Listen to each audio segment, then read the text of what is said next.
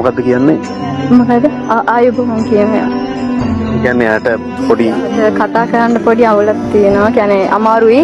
එහෙන ගතිය පොඩ්ඩක් අමාරුයි. යාට අපි ඉන්නවා යාට සහයෝගය දෙන්න. අපි ඔක්කොම යාට සහයෝගය දෙනවා.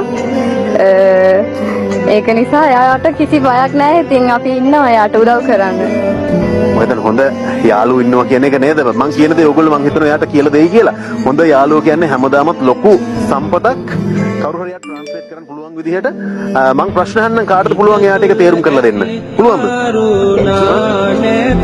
අද දවස ගැන මොනවද හිතන්නේ?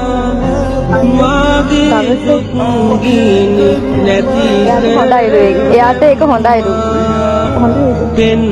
අවුලන්නේ යාට බයක් දෙන්නවලු ඒක. තව මොනවද කියන්නේ? මගේ පණයි තව මොනවාද? තව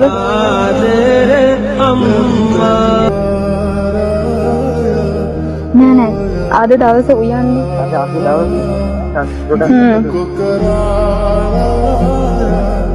ඔක්කොම එකට එක්ක හොයලා ඉන්නවලු.